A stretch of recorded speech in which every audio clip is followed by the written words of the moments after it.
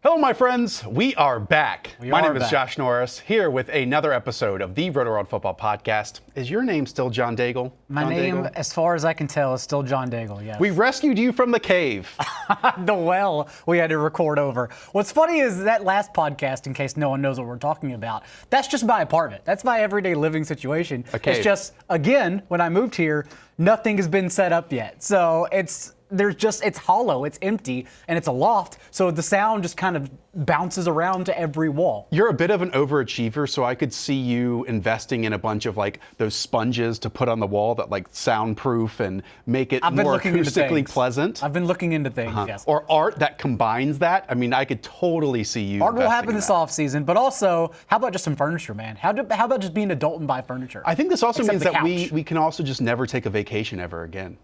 Was that a vacation? It was for me. Oh, okay. I got to go home down to Charlotte, North Carolina. It was like 60, 65 degrees. Eat that's nice. Dang good barbecue. Play some tennis. Oh, I miss barbecue. I'm smiling. I mean, that never happens. I'm smiling. I feel refreshed as well. Good. Well, didn't get to go home really, but still bounced around. Broke the plant-based diet for a few days. Of course you did. Because when you're walking home at 3 a.m. and New York is just screaming pizza at you, then you kind of have to stop and grab some slices. Lasted a month and a week. A month and a week, and it's now been a full week since, so that's okay. Broken a few nights, but still feeling great. Well, good. I'm glad you're here, Daigle. I'm glad you are here. Great for you to be here. No Ian Hartitz. He's still having fun. You know, he's young. He can have fun. We can't. We're here. We're old and tired. And he's going to yell when he hears that. We are recording this episode on New Year's Eve. It's around 1:50 p.m. Eastern on New Year's Eve. The podcast is going up on New Year's Day. So if anything that we say in this podcast is wrong, it's not our fault.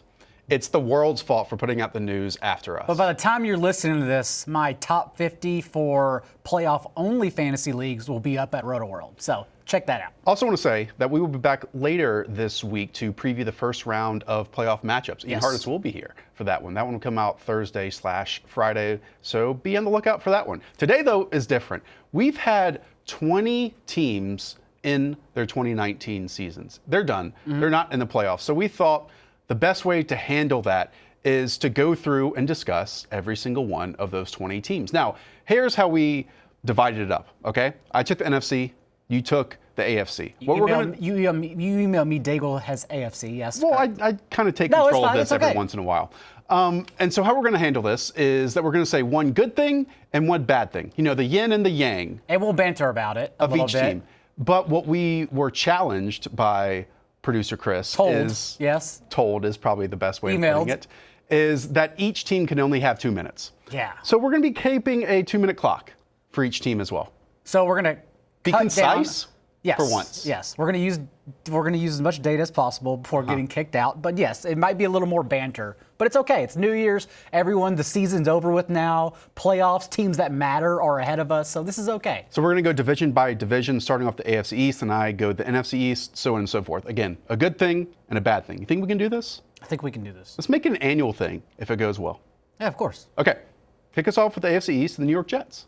The New York Jets, for me, the one good thing I'm taking away is the rapport Sam Darnold had with Jamison Crowder. And now they get to grow together. Because remember, not only is Robbie Anderson likely leaving Adam Gase behind him and the Jets in free agency, as he's rumored to get $13 to $15 million per year, but Jamison Crowder also now 107 targets, which was 25 more than the next closest receiver from Sam Darnold in particular, and what we probably consider a down year, right? This offense was not as good as we expected, depending what you expected from Adam Gase offense, but a down year filled with, Darnold battled mono at the beginning of the season, terrible offensive line, running back injuries throughout. But yes, I think just the fact that Jamison Crowder, we knew showed up for all offseason activities. He showed up for all of training camp. Remember, on that first drive, the very first drive of their first preseason game, Darnold threw 5 passes, 4 targets with the Jamison Crowder. And they've built on that since. I'm a little surprised that you're so positive about Darnold here, because I don't know if he took that big of a step forward. So mainly Crowder than Darnold. Yeah. But the point of that being, how much do you want to make a slot receiver the focal point of your offense moving forward? That's very true. So that's also Adam Gase. All right, let's go to the bad side. The bad side for me would be Adam Gase as we pivot off. Because, yes, how do you want to make a slot receiver the pivotal part of your offense? No. But now you have just terrible, which we've known all along, terrible personal skills from Gase. And it happened literally on Black Monday, where he was asked about Le'Veon Bell, was told you have to ask the GM, Joe Douglas, about that. And then Bell tweeted afterwards the Office meme. And anytime a player tweets Office memes at their own coaches, it's likely not a good sign. So I would say Adam Gase is the disaster for this franchise moving forward. One, I've only seen about 2 episodes of The Office in my lifetime. That is a shame and hurts my heart. Those don't really connect with me. It's also a situation where I don't know why Adam Gase is still a member of the Jets organization, other than, the owner now, the person in charge right now, believes in him, in Chris Johnson. And so he might not be the head coach in 2021, and it would be surprising if he is, because I don't know who he's elevated. Plus, he's just pissed some people off. He's pissed Jamal Adams off. Yep. He's pissed C.J. Mosley off. Le'Veon Bell, same situation. At the very least, with how much the Jets went through this year, how it was imperfect despite our optimism heading into the season, I think it's safe to say that Adam Gase didn't really elevate anyone on this team. And that's a major concern. But now he gets a full offseason with Joe Douglas working with him, hopefully. And also recall, Darnold's best stretch in that span was against those bad teams, Dolphins, Giants, Bengals. So really, as you mentioned, did Darnold really progress that much this year? No, he didn't. Next team, the Miami Dolphins. And by the way, Daigle, you spoke about 80% during that first team, so let's tighten it up a little bit. Okay, tighten it up a little bit. Got it. Well, then let's keep it easy. How about fifth-year breakout Devontae Parker? Love it. Who this team can build on. Even as the Dolphins hired Chan Gailey now on Tuesday as we speak, remember, Chan Gailey uses 3 wide sets heavily. So they can build on Devontae Parker, they can build on Albert Wilson, and of course Preston Williams, who broke out before his knee injury. Surprised you didn't mention Patrick Laird with how much run he got in this podcast as the season went along. It was like 3 shows. Look, the major positive for the Dolphins is Brian Flores, because this was Coaching was my other one. Yeah, this was a Miami Dolphins front office that were making roster decisions looking towards the future. Yet, despite all that, the Dolphins still were able to win 5 games and close it out with a win over one of the best defenses we've seen this year, and Tom Brady and the New England Patriots. So having a coach that instills that type of mentality, identity, makes players, unlike Adam Gase, play above their potential and above their expectation. I think the sky's the limit for what Brian Flores can do with his team that has more talent, and hopefully they bring him that in 2020. Completely agree. Bad. As much improvement was made on the defensive trenches and getting Christian Wilkins in the draft, their offensive line remains an absolute disaster and something that cannot be improved within 1 draft or 1 free agency period. Ryan Fitzpatrick was under pressure still, only behind Darnold, Daniel Jones, and Russell Wilson. That offensive line is atrocious, and it's amazing the coaching job they did, giving the limitations in protection. I agree. Totally agree. Amazing the job Ryan Patrick did. Yeah, and I mean the offensive line, like we mentioned, you get rid of Laramie Tunsil for draft picks. Yep. He was easily their best offensive lineman. I would say the defensive line is also a question as well, like who's going to bring consistent disruption. But more than anything, a roster and a team hinges on quarterback play. Did this 5-win team do enough to take them out of a potential franchise quarterback as we go along? It's very difficult to ask that question on December 31st, January 1st, whenever you are listening to this podcast. But I think it is a concern because with all the roster moves, is looking towards the future. And I know Ryan Fitzpatrick played above expectation this year, but is that maybe to their detriment as we move a year or 2 from now? Speaking on the offensive line, that's not what you want in place whenever you bring a rookie franchise signal caller behind it. Totally. All right, let's move on over to the NFC East. I will start off with the Dallas Cowboys, who finished the season 8-8. The good is easily Dak Prescott. He took a massive step forward this year. And it's certainly fair to say that no matter what grade you look at, how you watch it, Dak Prescott was a top 10 quarterback in the NFL this year. 4,900 passing yards this year, over 1,000 more than any other season he's had in his past. 30 touchdowns in the air, 11 interceptions, along with 3 rushing touchdowns.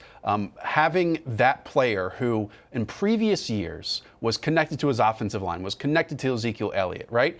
I think in many ways, Dak took a step forward by himself, and that can only help this team moving forward. It's interesting when you think about Troy Aikman's comments, though, from Sunday as the team was blowing out Washington for no reason whatsoever. It didn't matter at all. because he did mention, and it was something that you hear in random conversation, like we're all told information behind the scenes, right? And we don't know what to pass along on the podcast or the show. And Troy Aikman just started like spitting in a blowout with Joe Buck, and he said that he mentioned about Dak Prescott's anger when Jerry came out and Tony Romo's last year and mentioned that Romo going back, like that would be a miracle, Romo coming back from injury, and that's the story the team should tell. He mentioned Dak being frustrated about that. That seems like something he shouldn't have said whenever the team has negotiations in front of them. And I believe that the Cowboys organization thinks they have control whenever Dak like literally has the ball in his own court entirely. He does, and that shifts me over to the bad side of this because Ezekiel Elliott is the one under contract on this offense. It's not Dak Prescott. It's not Amari Cooper. It's not other players on this team like Byron Jones. I truly think that windows to win in the NFL are real. And when you can hit a point for a team in a year where everything clicks personnel-wise and contract-wise, when you have more talent than really a team should, and I think the Cowboys are kind of like that this year, that is your window to win. And it gets more difficult when you have to pay certain people and then refill the talent you have to let go.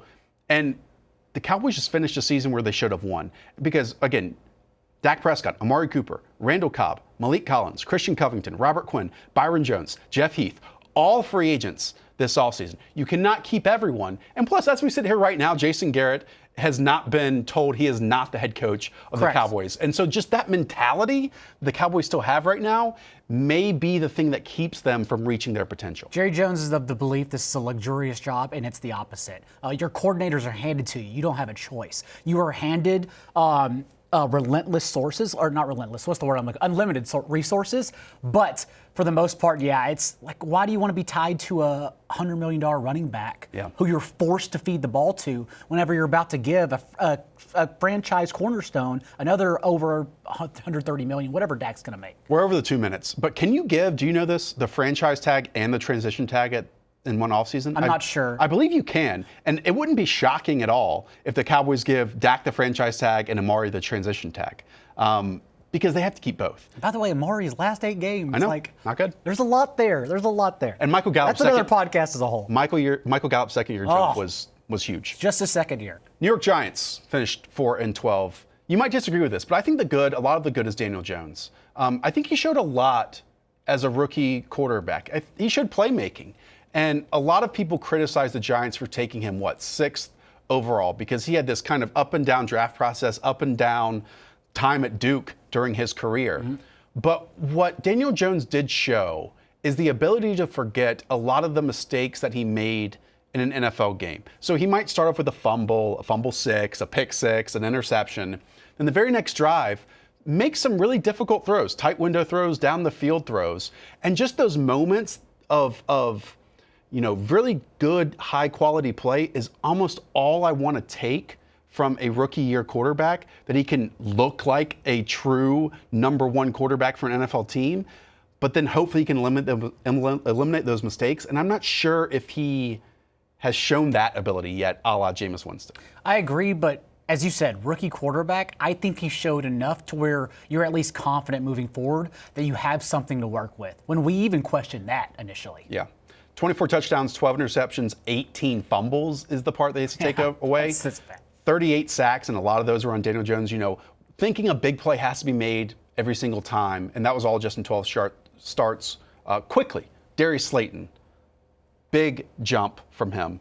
Big rookie season from someone who wasn't even a top 3 round draft pick. All right, the bad. Who are the defensive difference makers for the Giants? And I don't know if Dave Gettleman has enough of a forward-thinking approach on the day that he said he hired 4 computer folk to his front office. Amazing. Incredible. By the way, that all stems from before drafting or after drafting Saquon Barkley, him mocking people who think that analytics should be used in team building, which I am absolutely one. Well, a Dave Gettleman-led team has been 9-23 since then. And I'm not sure if weaknesses can turn into strengths, and they have to for someone like Dave Gettleman to turn this Giants team around. His strengths are must listen and must see press conferences, and that's about as far as it goes. And he's panicked in times in the past when he really needs to fix a position. He did that with wide receivers in Carolina. He did that with cornerbacks. Well, how do you think it's going to fare when he has to find like a new head coach now? And offensive line that he's picked up during his time with the Giants hasn't exactly worked out completely. And again, defensive difference makers is really critical for them. Mm-hmm. All right, let's close out the NFC East with the Washington Redskins, 3-13. The good, this was an easy one, but it might be the only one, and it's Terry McLaurin. Another guy who wasn't, I believe, a top 2-round selection. Terry McLaurin had a fantastic rookie season. In 14 games, 93 targets, 58 receptions, 919 yards, 7 touchdowns. That's basically 16 yards per catch. He was graded as PFF's number 7 overall wide receiver this year, and he did that with Case Keenum, and he did that with Dwayne Haskins. Major positives for Terry McLaurin moving into his second year. Totally agree. I don't know what more you can truly say about Terry McLaurin. Like, the fact he became one of the, in my mind, elite wide receivers along with A.J. Brown in the entire league in just his rookie year, from Case Keenum and, as you mentioned, Dwayne Haskins as well, like just so incredibly impressive. Yep, and he was a 3rd-round selection, obviously teammates with Dwayne Haskins. The negative here, the same mistakes just keep happening with Washington. This is the premier franchise that shows you it's all working from the top down, right? Mm-hmm. Dan Snyder is the consistent. He's the commonality between everything. And sure, they got rid of Bruce Allen. So which is big. It is, but I wonder how much of a change that can be. And right now it hasn't officially been happened yet, but Ron Rivera is going to be the hire for Washington. Mm-hmm. And if there is one thing that Ron Rivera brings to an NFL team, it's an identity, it's a kind of belief, it's self-confidence, and that's great.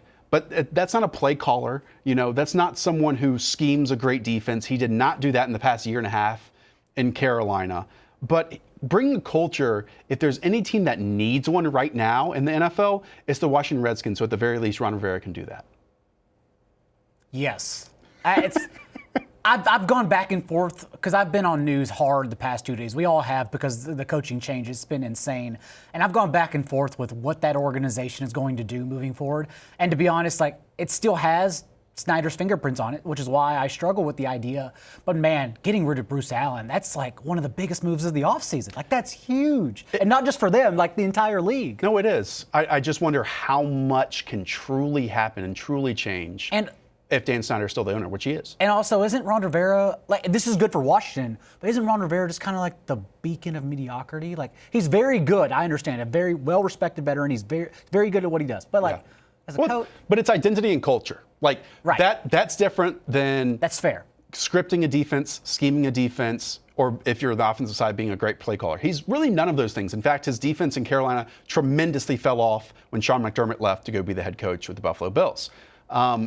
But again, I think to start off somewhere with just a culture and identity, he can fix that. And getting rid of Bruce Allen, that was so positive for them. AFC West, Daigle.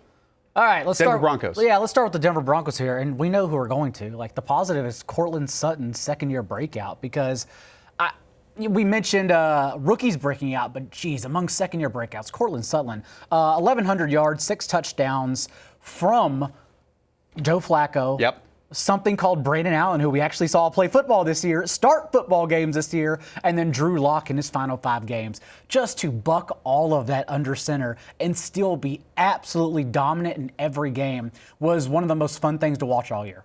He was a player coming out of SMU that had the tools, right? And you hoped if all the tools came together, they would morph into and combine into a true number 1 wide receiver across the NFL. And they have. And it happened quickly. It happened in the second year. So having a focal point of a passing game already in place with Drew Lock heading into his second year is a major positive the Broncos can take away. But the bad, if you want to spin it around, is Drew Lock. And really? It's not that he's bad. Don't get me wrong.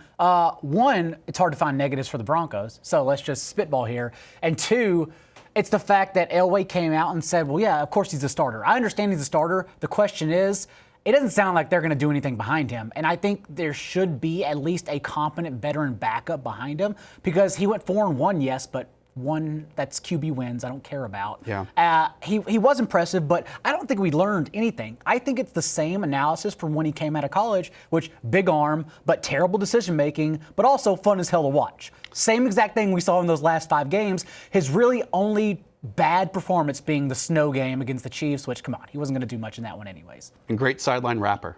I'm sure you saw that video as well. He's fun. He's fun to watch. I mean, that song came out when I was in college, I think, or high school. So, like, Drew Lock doing that, who's almost like 10 years younger than me, which is wild to think about. That was fun. That was cool to see. I say that, and I don't want to make people upset here. I say that as a negative just because, like, we have John Elway's resume of evaluating quarterbacks, and he's already standing behind one just on 5 games, like, as the true franchise cornerstone. So I just want to be careful here. That's it. Let's move on over to the Oakland Raiders. They nailed their young offensive core in the draft. And beyond that, they got Darren Waller right. They talked him up all offseason long. And since when does offseason coach speak hype actually translate to fantasy production? At least that immensely. And Darren Waller was a top 5 tight end. Josh Jacobs, we knew he was going there. All the tea leaves read that John Gruden loved him, and they nailed him with possibly Rookie of the Year. Hunter Renfrow came in of nowhere as a dominant slot, not dominant, but reliable slot receiver. Yeah. And of course, Foster Moreau, a red zone and goal line presence across from Darren Waller, not to mention one of the best offensive lines in the league that they had to go out and make better in free agency. But the young offensive core as a whole, they nailed it. To continue the good, Tom Cable. Tom Cable out of nowhere got a lot of slack, and deservedly, for his time in Seattle. And his fingerprints are on a lot of these moves in Oakland. I mean, Colton Miller the year before, Richie Incognito obviously coming in as a free agent. It's Trent Brown, obviously, that signing. That offensive line, when they were playing good football, was among the best in the NFL. So I think that if they can continue to stay healthy and keep that unit for 2020, then that bodes well for a functional offense. Completely agree. My bad, though, would be the other side of the ball because their defense is still atrocious. In my opinion, they just whiffed on the draft completely. We knew number 4 overall was too early for Cleveland Ferrell to begin with, right? Furl. Isn't that a weird way to pronounce it, though? It's yes, well, that's why I mispronounced it, among everything else I mispronounced. But we knew that was far too early. Yep. Having said that, he was basically a no-show. Jonathan Abram, we knew was going to be good, and he was while he was out there. Also, kind of a space cadet, kind of a football player that is fair mentality, to say. And some boneheaded decisions, but a hard hitter. We knew John Gruden would love him. Beyond that, though, once again, you messed up the Ferrell pick, and then you have Trayvon Mullen, Max Crosby, who stacked 2 good games, but it was only 2 good games, and then Isaiah Johnson and Quentin Bell. That rounded out their defensive draft, and more or less they whiffed on all. Well, you're being too harsh on Max Crosby. That's fine. I'm a big fan of Max Crosby, but I think it shows you that at one point in the season, this Raiders draft class was just getting a ton of love. And I think in points, it's fair. And we mentioned the positive points from it. But also, a lot of it was mentioned because of the snaps being played. Okay, they're a bad team. So a lot of these new players had to play snaps. That doesn't mean that they were playing outstanding football. This is also a team that brought frickin' Vontaze Burfict back into the league. That's true. You know? Yeah. So let's not do that. Defense anymore. Defense as a whole, yes. They have a long way to go. Mike Mayock still has a long way to go with this Raiders team. And I still honorable mention bad, like, what do we do with Derek Carr? Because they're not bringing him to Vegas. I thought we were going to go 2 minutes without Derek Carr mentioned. They're not bringing him to Vegas. There's no way. You can't start a whole franchise with him. No, with how much John Gruden loves players on other teams, it would be surprising for him to focus and carry Derek Carr with him. All right, moving on to the Chargers. This is an easy one. It's Austin Eckler, restricted free agent. So the Chargers will actually get to match his contract. And I shouldn't put anything past the Chargers, but it would be absolutely insane if they did not. 27 fantasy points per game as the RB1 overall in the first 4 games without Melvin Gordon. Melvin Gordon's return obviously bumbled that situation entirely. Eckler dropped down to 16.8 over his last 12 starts to end the year, or last 12 games, I should say. But overall, we saw enough out of Eckler that his efficiency can be sustainable because he's just that good of a pass-catching back as well. Issue, Melvin Gordon and Austin Eckler are both free agents. How do you handle giving out free agent contracts, second contracts to running backs who, I believe in running backs more than a lot of people on our side of the not NFL. Me, so yeah. Yes. But can you give a contract to Austin Eckler, and can you give a contract to someone like Melvin Gordon? Well, let's go to the bad, because the bad is there are so many moving pieces, and the Chargers have not earned our trust to believe they can make the right choices when it comes down to these. Because it's not only Melvin Gordon who's entering free agency, who they did offer $10 million a year to, but remember, he turned it down and then returned. Right. It's not only Austin Eckler, but also Phillip Rivers and Hunter Henry are free agents now as well.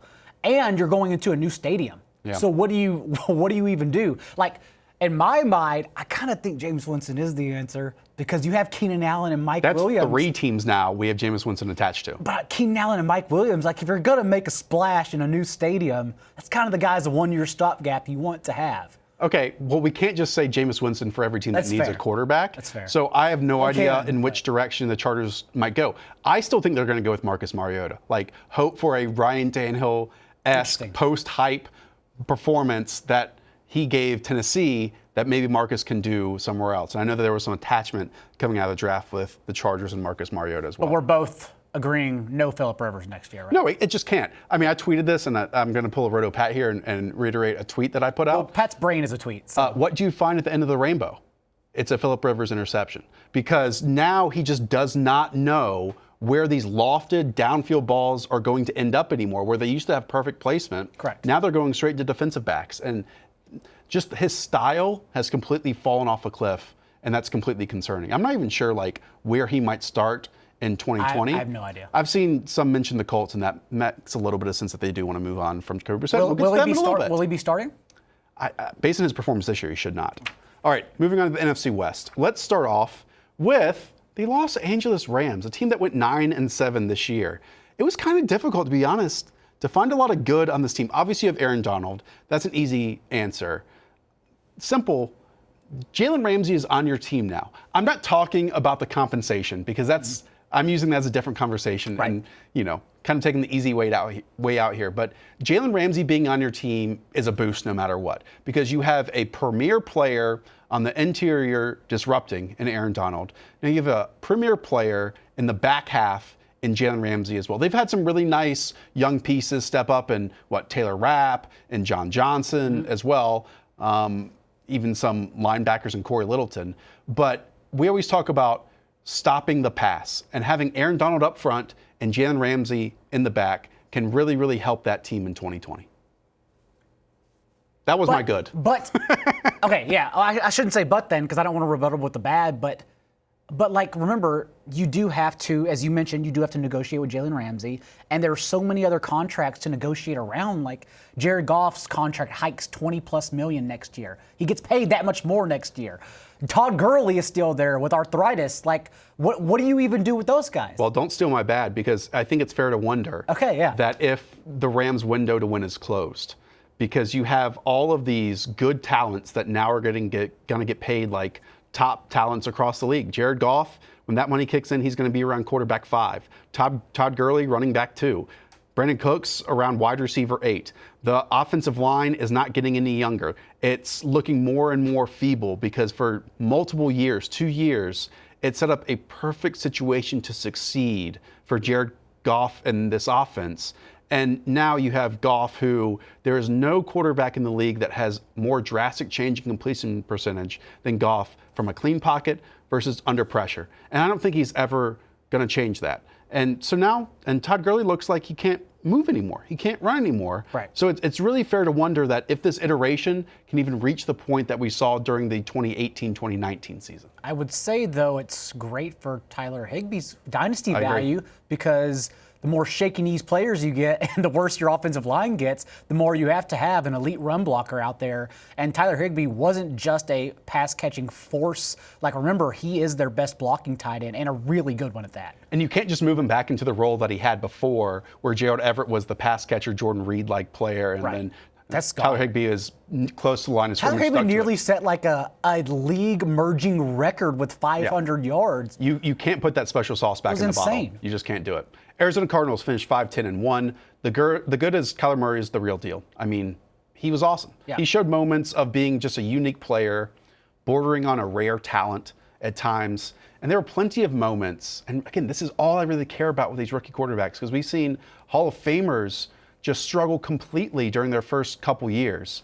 but Kyler completely elevated the pieces around him at times. Like I go back to that Atlanta Falcons game when, his offensive line would give up immediate pressure and then Kyler would duck it, reset, fire down the field for 40 yards on a direct rope, and it'd be a great completion. And he was throwing to receivers like Pharoh Cooper, to Damiere Byrd. This is already a player that we can build around for the next 5 years and feel really comfortable with it in Kyler Murray. Agree. And they are lucky that they are entering the draft, like one of the most wide receiver deep drafts in like over a decade. Like it is crazy how many good receivers are coming out. And Cliff has been a major boost as well. Like this is a team that dealt with a lot of running back injuries. They gave David Johnson a contract fairly recently. You had Chase Edmonds, who looked good when he was there. Both those players go down. You make a trade for Kenyon Drake, and you have Cliff Kingsbury, despite this poor offensive line talent, and even individually graded, but as a unit, their running game was fantastic. Same thing he did at Texas Tech with poor offensive line play. He made it good. I would also quickly say, though, is that how many coaches do we see, they have a contract to deal with and they just play the guy? Like they had David Johnson and Cliff just like took him out. He's like, no, we have a better player.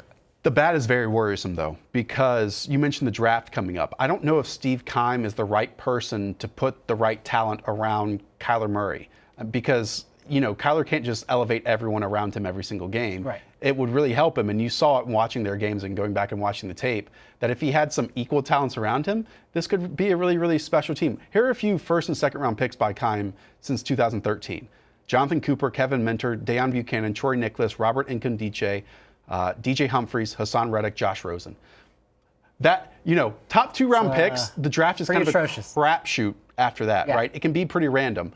You need to nail your first 2 round picks, and Steve Keim has not been able to do that consistently, and even in free agency has struggled mightily. So it's concerning that he's the right person to help Cliff and help Kyler moving forward. Strictly from a franchise perspective, I totally agree. Strictly for fantasy, though, I will say they did take a shot. Like they were willing to grab 3 receivers, 3 or 4, Hakeem Butler, Andy Isabella, and Keyshawn Johnson. So they were willing to grab 3 playmakers. I would imagine they're willing to run it back again this year. I agree. AFC North, Daigle, kick us off with the Pittsburgh Steelers, who finished 8-8 this year. The Steelers, the good is that their offense, for the most part, their key pieces are in place because I would think even they would say they got more out of Deontay Johnson than they believed they would in just his first year. Remember, they did instill him in the first team in some reps during offseason activities.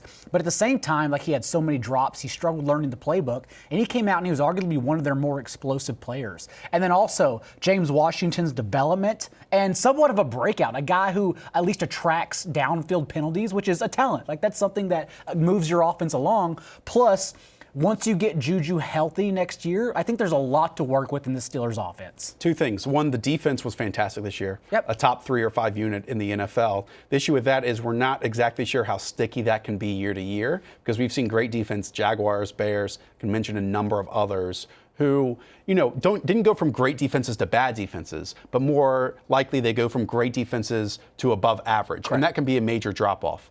2, though, Daigle, I'm a little nervous about this offense because this was the first year without Antonio Brown and how consistent he has been on the field. Do we really know that this team can be good offensively without Antonio Brown on there? Because I think they're the only team in the NFL that did not score 30 points this season. I know they have the pieces in place, but that's why my bad is that can we really depend on Ben Roethlisberger, who's been injured basically every season now, the past half decade? And Mike Tomlin came out in his presser on Tuesday morning and said he's comfortable with Mason Rudolph as their backup, which means they're not going to bring in competition either. And if we can't depend on Ben Roethlisberger's health, which we never can, like, why would you want to be comfortable with Mason Rudolph and Devlin Hodges behind him? Because we got that. And those 2 basically threw the Steelers out of the playoffs. So it's just insanity to think that behind Roethlisberger is also an aging veteran who probably only has 2 years left in the league, to think that they're okay with young studs. And besides, Ben Roethlisberger is coaching the Detroit Lions right now. Fair. Hopefully you got that joke. All right, let's now go on. By the way, we should mention Minkah Fitzpatrick, who came in just a few games into the season, was traded for their first-round pick this year, and completely changed that defense. Hopefully he can perform at a similar level next season as well. Daigle, next up, the Cleveland Browns, 6-10 this year. Cleveland Browns, my good, I didn't even know it was my turn again. My good would be Nick Chubb, because they found something in Nick Chubb. And remember, this is just his first full season. He was playing behind Carlos Hyde last year. Yes, he was. It seems like forever ago, but he still nearly grabbed the rushing title if his coach, his former coach, I guess I should say, wouldn't have handed him only, I think it was 13 carries in week 17 with the rushing title. And that's all they had to play for. And they just let it fall out of their hands as Derrick Henry took it. But still, like I said, nearly 1,500 yards, 1,494 this year, and was held back once Kareem Hunt returned against Buffalo in week 10. And now Kareem Hunt, remember, is hitting free agency. So Nick Chubb, if someone cites in the offseason, well, remember Nick Chubb split touches or whatever. No, Nick Chubb, a new coach, still a good offensive line, I would say. I want to bank on Nick Chubb next year in fantasy drafts as a second-round pick easily.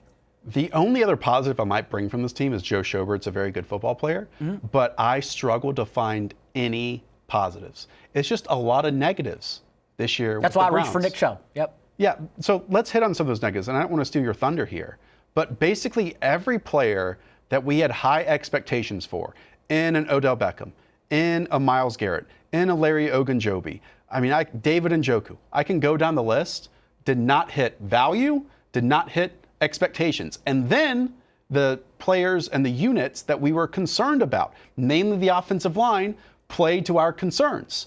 So now we know there's no head coach in place. So maybe that's a positive, but he didn't get anyone right in this game and this team this season. And it's even more concerning that the quarterback took a major step back. The good news is, as we're sitting here, John Dorsey just got relieved of duties. Did he really? Yes. So there is that positive to sprinkle in here. But again, as you said, the bad. So the football guy only lasted what? A season and a half? Yeah, that's about it. Imagine that. And Phil Yates tweeted this, but I thought it was interesting. Just the fact that the Browns added Odell Beckham, a superstar, in the offseason, and still found a way to throw for 414 fewer yards and 7 fewer passing touchdowns is just insanity. Insanity. So QBs are hard to evaluate. I think we still have enough to know, not to know, but to assume Baker Mayfield is really good. I really wonder what's going to happen now. I don't know. This John Dorsey situation, it kind of makes me wonder if Josh McDaniels comes into this one, a guy who is going to be a head coach but obviously wants some personnel power as well, some control. It's going to be a 180-degree turn. That's what we see in these situations. You go from someone who was buddy-buddy with the offense with Baker Mayfield and Freddie Kitchens in a short amount of time. Now they're going to want someone like a Ron Rivera. They're not going to get Ron Rivera, but someone who instills an identity, a culture, is tough, is difficult. It's as you tweeted. It's always the opposite. It's always the opposite. Always. But more than anything, I am most concerned about Baker Mayfield. Yeah. Because, we talked about the offensive line. We talked about the weapons. The play calling was not good. But when all of those actually went well, when it was right, Baker still regressed. And that is a trend you have to demolish, eliminate, if this team and if that quarterback can be one of the best 10 in the NFL. Dorsey out, Kitchens out. I think that's a terrific start. Because remember, that Browns team didn't cater, as Jarvis Landry said it best, they didn't cater to players, they catered to plays. And that's already a negative. Close out the AFC North with the Cincinnati Bengals, who finished 2-14 and have the number 1 pick in the 2020 draft. They do, and so my only takeaway, I think, is what we got out of Joe Mixon to close the year. And it wasn't just because they were trying to feed him the ball and go home. He was breaking tackles as well. And in his last 8 games, this whole second half of the season, 22 carries, 102 yards a game, behind a terrible offensive line that was bottom 3 in contact behind the line of scrimmage. Basically had nothing to work with and still excelled in just his 3rd year in the league. So I think they can build on that. And then I believe he's also a dynasty buy for fantasy because someone may be overlooking the Joe Burrow factor. And who knows what Joe Burrow will be in the NFL. But just to get Joe Mixon with Joe Burrow next year, I think is enticing. I truly wonder what type of situation he goes into other than Joe Burrow, other than with Joe Mixon. Because, and again, not to jump ahead here, offensive line talent, not there. They lose Jonah Williams, their first-round pick, before the season even starts. You have A.J. Green, who did not even play. Tyler Boyd's still a nice slot receiver. And then John Ross had his moment in week 1, and then after that completely vanished. And then Zach Taylor, I don't know if we've really seen him be a Cliff Kingsbury type, who you can point to obvious elements and say, yes, he did this, he elevated this. And I don't think we saw that from Zach Taylor in year one. I don't think we saw anything impressive from Zach Taylor, to be quite honest. Even handling the media, I don't think that was the answer. But he's coming back. I would imagine he's definitely coming back. What about the bad? I mean, there's a lot of bad. There's a lot of bad. I think their defense was still the worst part of this entire team, though. And what's more worrisome is that this was the same exact situation as last year. Last in DVOA last year. And yet they only went into their offseason and added Preston Brown and B.W. Webb as their two biggest splashes on the defensive side of the ball. And we said this offseason it wouldn't matter. And guess what? It didn't matter at all. This is still an atrocious defense that can't tackle and can't cover. So, again, you cannot rebuild this in one offseason, but they have to make a much more concerted effort to do so, whether it's through the draft or free agency, because it's a mess. And this team can't win again if they go forward like this. Yeah, it's a big mess. And I actually wonder, unless all the stars align, if the Bengals can ever be consistently good year to year. Because that really does start from their ownership. I mean, because that's not a forward-thinking team. No. It doesn't seem like they want to go the extra mile in terms of extra coaches or front office staff members. It's one that it did align perfectly when Carson Palmer was there with Chad Johnson and TJ Houshmandzadeh Fun year. And Rudy Johnson, Fun all season. Those names, right? But we really have not seen it since. Nope. I don't know if this team can ever be one that is back-to-back AFC North champions. And to not even have that potential in the horizon is really troubling. But I'm not saying anything new. That's what we've been able to say about the Bengals for a very, very long time. They're just a team running a treadmill of mediocrity. They're not going anywhere. They're running in place. They did this for, 9 years, I think it was, with Andy Dalton. That's what they are. That's why they're hoping Athens' own Joe Burrow comes and answers all their problems. But like you said, those problems stem from the top down. Let's shift over to the NFC North, starting off with the Chicago Bears, an 8-8 team. Again, not a lot of good here, but let's go with Allen Robinson. I mean, Allen Robinson continues to show that he's one of the most underrated players across the NFL. Mm-hmm. In his past with Blake Bortles, he had a 1,400-yard season with 14 touchdowns. This past season with Mitch Trubisky, over 1,100 yards and 7 touchdowns. I have many wishes. Beachfront property, one of them came true, and that's A.J. Brown getting about 8 to 10 targets a game, and we're going to see that more. And look what happened. Against Elmore, too. I wish that for one season, Allen Robinson played with a top 10 NFL quarterback. And he's just not going to get that right now with the Chicago Bears. But for us, for our fantasy purposes, he's still going to produce because he's that much of a talent. What would he do with a top 10 quarterback? Because he finished as the wide receiver 8 in PPR leagues this year. Right. So, imagine him with an actual good quarterback. I recall the live draft we had in August, and I took Allen Robinson in the 4th round, and that team was atrocious, by the way. But Allen Robinson, I was the Trubisky of that team. And then Pianowski got upset at me because he's that's the sleeper. That's not even a sleeper. And we talked about him because he even said in the offseason program, he's fully healthy. He was running routes with the team. He was great. Now a full offseason of health returning. It will be with Mitchell Trubisky, as Ryan Pace claims.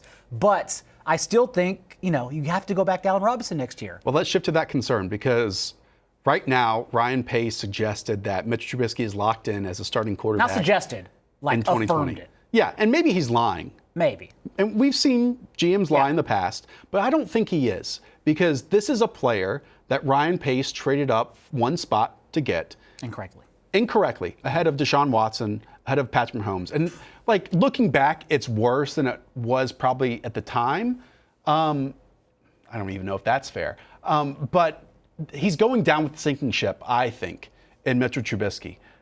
This is also a GM, though, that identifies talents that he wants and then doesn't really have an understanding of draft pick quantity and maybe even the player acquisition process, because he traded so much for Khalil Mack, and Khalil Mack was far more silent in 2019 than he was in 2018. Still a very good player, but far more silent. He traded up for Anthony Miller, who's a very good slot receiver, but you give a future draft pick for him. Then you trade up for David Montgomery, who broke a ton of tackles at Iowa State, couldn't break a tackle this season. Not a single one. So these are all players he's identified. I want them, including Mitch Trubisky. I want them on my roster. And a lot of them aren't forming necessarily a core that you can really believe in and that has sustained success. And on top of all that, I think Matt Nagy is in his own head at the moment. Like this Eddie Pinheiro situation that happened this year was not great. Then you also had the double doink last year that he made into this big process this offseason. I don't know if he's like cut out, and I'm no NFL head coach. I don't get paid to do that. But it seemed like everything that he focused on this year didn't work out in a positive direction. And it seemed like they were almost masking it from everyone, from themselves. They're lying to themselves. Yeah, and perhaps that isn't the case, but everything we heard in press conferences when they come out the next day and they literally said, no, we're not talking about that because we're already moving on. Like, we only focus ahead. It just seems like they themselves are not recognizing their own mistakes, and thus they are failing. Because remember, the only definition of failure is not learning from it. And they were just hiding it the entire time and refusing to look at it the entire season. All right, Confucius. Detroit Lions, 3-12-1 this season. I did dig to find some good here, but I found one. When Matthew Stafford was healthy, I thought he, Kenny Galladay, Kerryon Johnson, and Darrell Bevell really gelled. Yep. They really, really gelled. In those 8 games, Matthew Stafford had 19 touchdowns, 5 interceptions, and 5 fumbles. You know, for years in this Jim Bob Cooter offense, we saw him hand the ball off and, you know, just throw short. Well, that is a limiting factor for a player who has one of the best arms in the NFL. And Kenny Galladay has really emerged, this is his 2nd season, I believe, has really emerged into a great player. Add Marvin Jones in that formula as well. And then I thought Kerryon Johnson looked a lot like DeMarco Murray when he was healthy. And you have some pieces along the offensive line. So hopefully that whole unit, we didn't really get a sense of them. Again, that was just 8 games this year, but hopefully they can stay healthy in 2020. It seems like fantasy players, us included, are going to be perpetually angry as long as Matt Patricia's around because they're never going to give Kerryon Johnson the ball as a full-time workhorse. Having said that, this team was well coached, and remember, loads of fun to watch when Stafford was healthy. Just getting Jim Bob Cooter out threw Matthew Stafford into top 5 in air yards per attempt. He was back to a guy going downfield, and then he went back to the guy who used to battle injuries all the time. And how serious that back injury is, because remember, like, they said it was season ending, and he still tried to fight back from it. We don't know heading into next year, but I think it's enough that way they can build their offense off of young studs around him. The bad Matt Patricia is a noted defensive mind, rocket scientist, right? This is why he was brought in to the Lions. And that's always a troubling spot, right?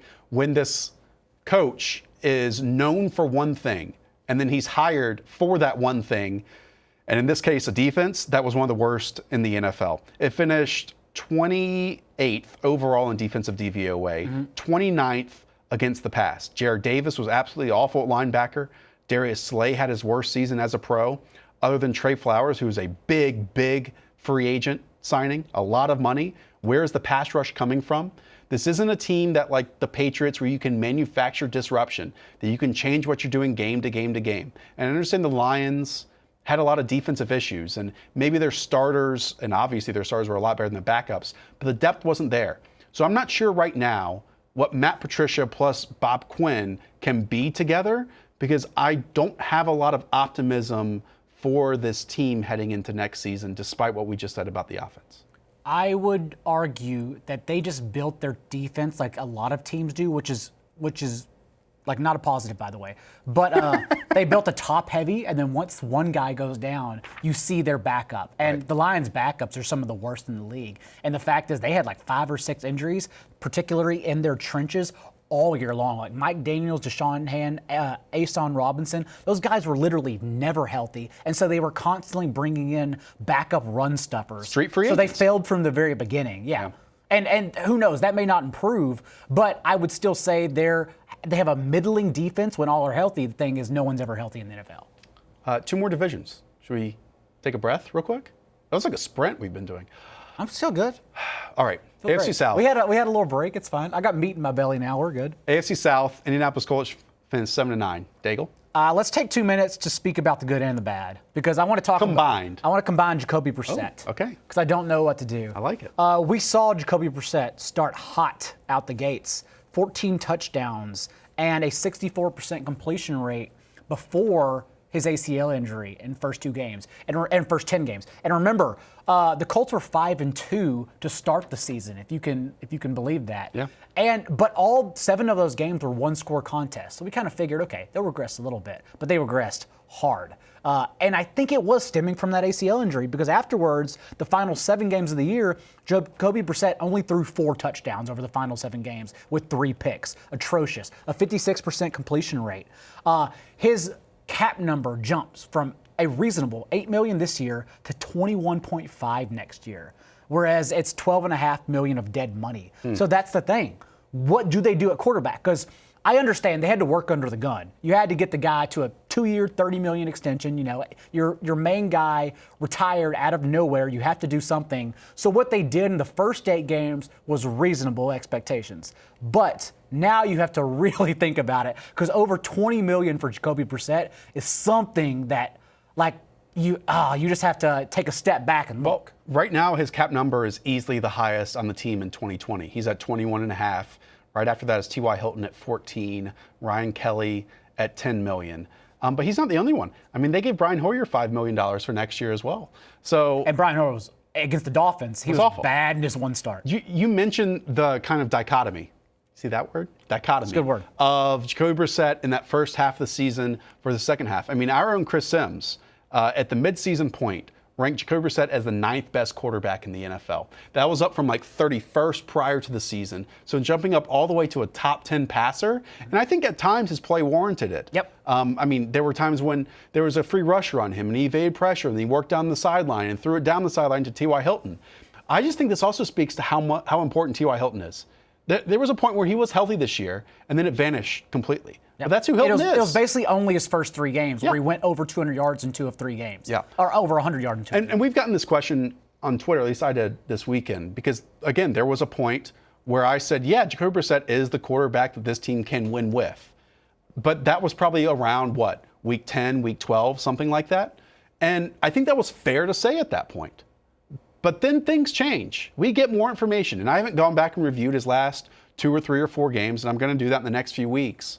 But it's certainly fair to question that now, but I think you can be smart about it, where you can keep on playing Jacoby Brissett, because $20 million isn't that much.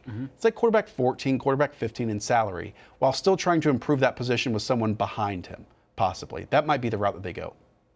Is that fair? Yeah, I agree. I also wonder if Frank Reich, maybe Nick Foles comes back into the equation here. Oh, okay. I thought you meant Frank Reich, like maybe I was like, no, get Frank Reich out of your mouth. He's still fine. No, he is. I know it was a bad year, but But maybe Nick Foles we're not worried comes about back in Frank the situation here.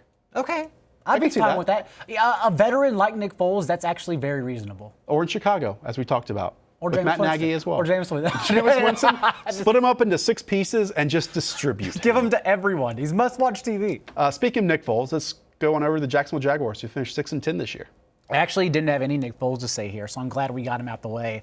Because my good is who else? It is the combo, because I've refused to pick one, of Gardner Minshew to DJ Chark. Just to absolutely luck into a gunslinger, 6th-round rookie quarterback. Just luck box your way into it because your veteran who you gave $100 million to happened to get injured in week 1. And it's not good. Well, whatever the case may be.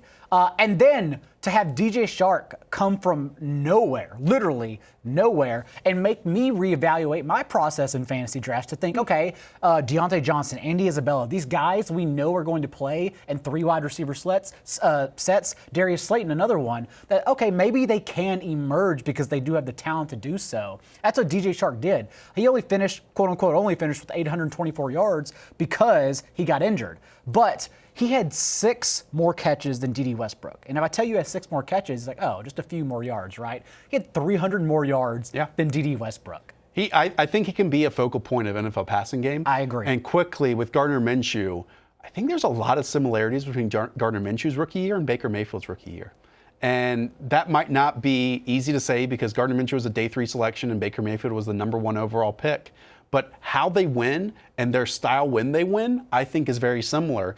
And there were plenty of weeks this season when Gardner Minshew outperformed Baker Mayfield, obviously, in year 2. Just something to think about as we move forward. I would say there are enough still question marks about Gardner Minshew's game where I feel like we didn't have any question marks about Baker Mayfield after year 1. And now we have all the question marks for Baker Mayfield. There's a lot of bad here. There is a lot of I'll bad. let you start. I don't even know. Okay, Everyone's back. I'll take. Everyone's back. Okay, you take that one. I'll take the other one. But you go ahead. Go ahead. Everyone's back. Dave Caldwell's back. Dave Caldwell's back. Doug Marrone's back. The only one who is not back. I can't believe. I was on the news feed and I was like, I cannot believe. So I texted with Eric Stoner and a few other Jaguars fans, and Stoner called this because, I mean, there was also a report like this weekend that Doug Marrone has already been told he's not, which was just false. And once they missed out any coaching interviews on Monday, like their name wasn't mentioned at all, Right. we should have assumed.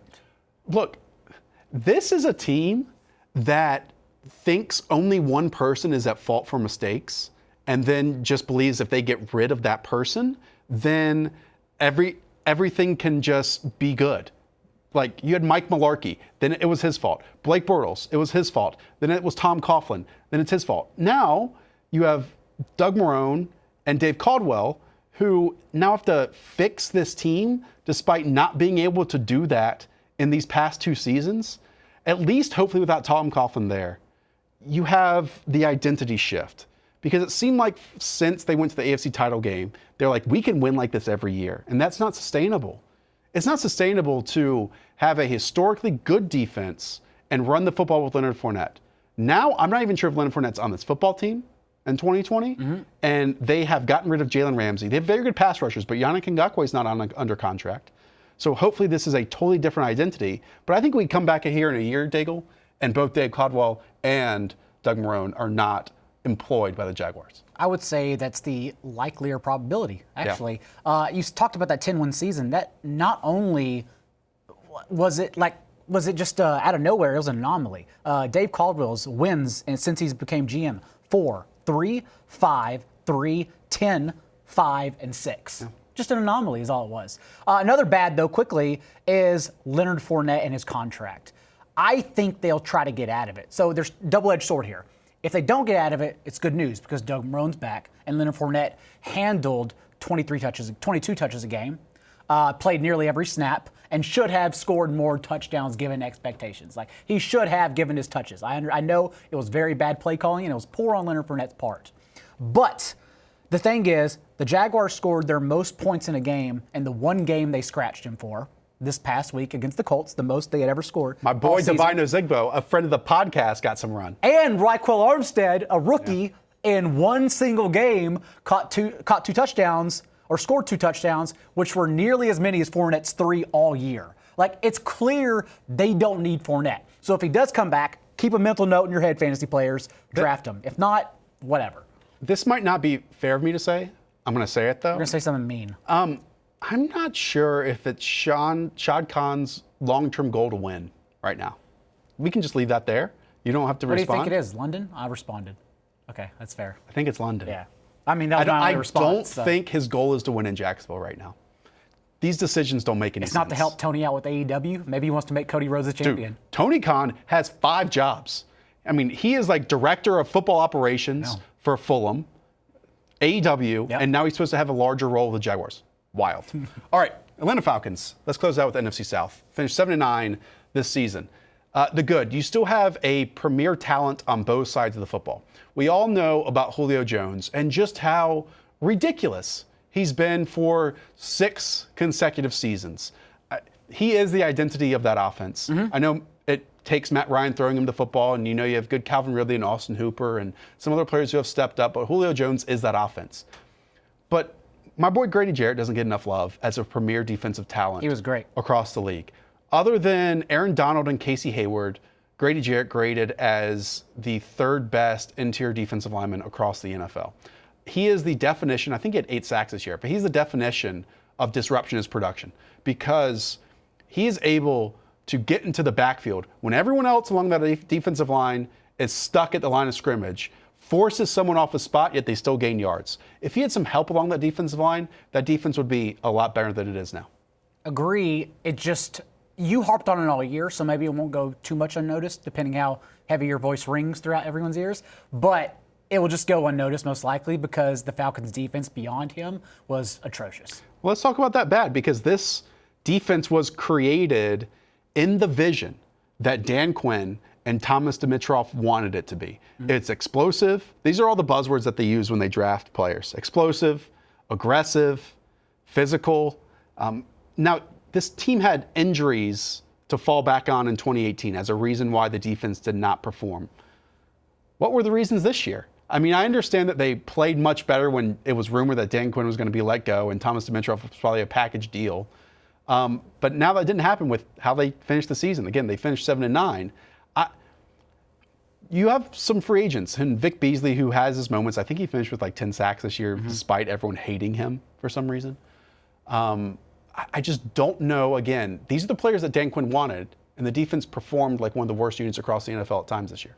Well, it's Dan Quinn. That's the thing. And that's why they took play calling away from him at the end of the year. And it's funny because in fantasy circles, everyone talked about, they're not allowing running backs to catch the ball that much anymore. Well, yeah, because receivers are just like catching every ball thrown their way now because their defense on the perimeter especially has just been miserable. I don't know what you do because the contracts you're wrapped up with, as you talked about, is a disaster. Yeah. It truly takes complete rebuild on that side of the ball, and that's not a luxury they can afford because Dan Quinn has 1 year left, and that's it. Like, he needs to get it done this year.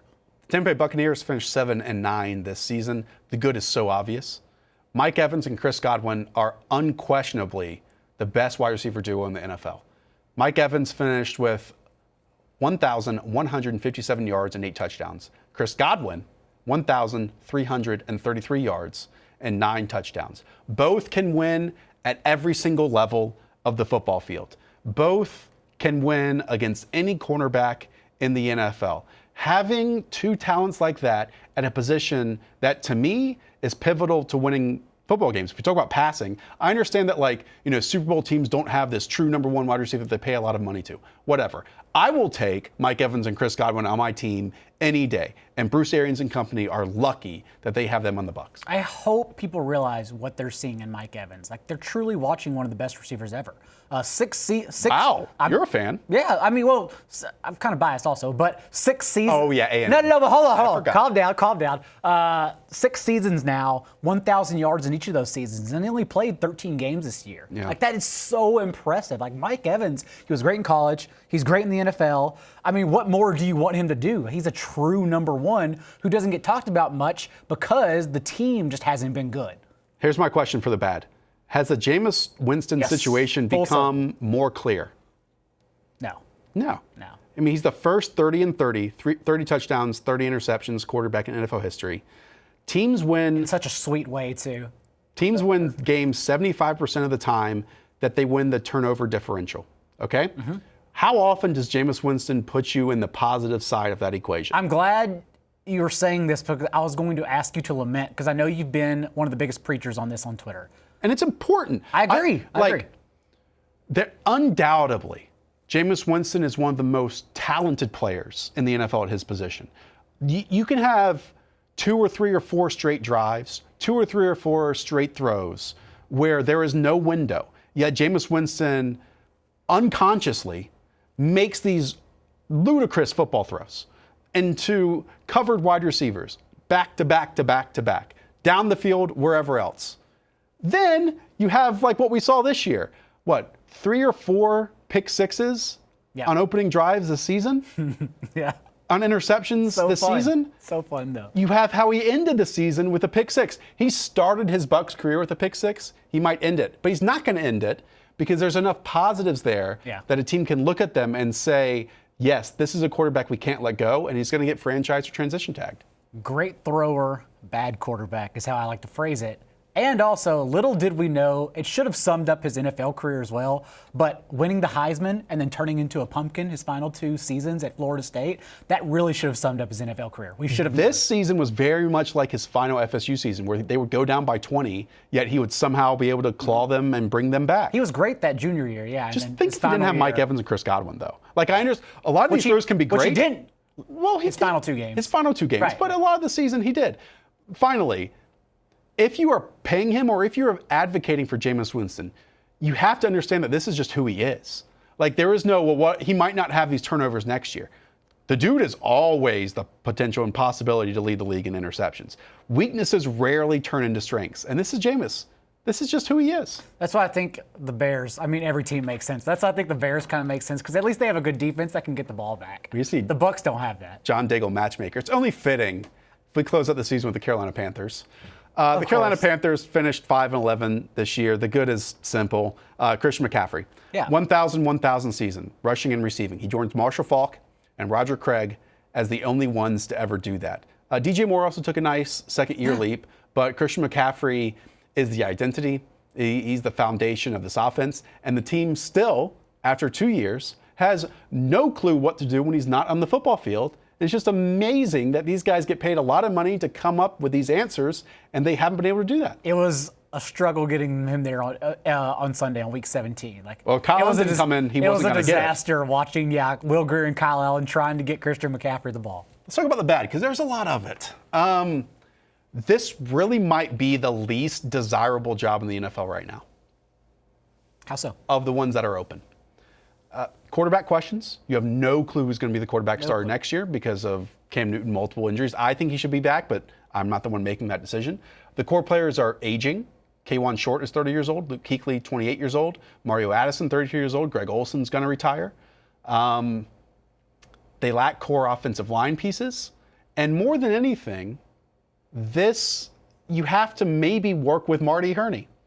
And there need to be far more questions about Marty Hurney, because I talked about this with Steve Keim earlier in the show, where I think really the only way you can gauge a general manager is based on the decisions that he stands on the table for, that he makes a priority, because so much of the draft is randomness. It's a crapshoot, okay? But when you look at what Marty Hurney has done recently, he's been great in the first round. But Matt Paradis was a free agent bust. Don Terry Poe has probably been that the last 2 years as well. He decided to bring back Darrell Williams as kind of a left tackle, kind of an interior piece, and he could have spent more money on a backup quarterback instead, and that was off major injury. Greg Little was a potential pick with his first round selection. Then he goes and trades for him in the second round, and he misses basically his entire season with concussions. Spent a top 100 selection on Will Grier rather than a potential player who might help the team immediately. And then go back a couple years. Rashawn Golden was a non-NFL caliber cornerback and safety, an athlete, and he took him in the third round. All these decisions you can focus on, like we did with Ryan Pace, and say, yeah, he went and did this. He made these a focal point, and basically all of them have failed. And that's very concerning. That's fair from a GM standpoint. Wouldn't Tepper, though, at least try to hand them endless resources? Wouldn't he be interested in just handing money over? I think that doesn't mean good decisions are made, but I think David Tepper is very good at talking right now. There just haven't been many. I think it's fair to wonder what actions come of it at this moment, football-wise. He brought an MLS team to Charlotte, whatever. He gets the city council and the city to give him a lot of money, sure. But right now, it's a lot of talk and not a lot of walk, because Marty Hurney was fired previous to Dave Gettleman, went and bought a radio station locally. No one wanted him on this team and to run their team. And now he's back, and somehow, despite a new owner not named Jerry Richardson, he's gotten the good graces, and it seems like no matter what, he's still going to be the general manager of this team. Now, they're going to add someone next to him and beside him and all that stuff. You had that in Brandon Beane. They should have just had Brandon Beane as a GM and not Marty Hurney. Hear me out. What if they go out and sign Jameis Winston? That's the perfect way to end this. Just a question. Oh, Daigle, that was perfect. All right, everyone. That does it for us. If you enjoyed this episode and us not breathing for about 47 minutes. That was a long one. Be sure to leave us a rating review. Tell one friend. We'll be back later this week. We're not going away. To preview the 4 first-round playoff action. Some great games. We'll be back again Thursday, Friday. Talk to you soon. See ya.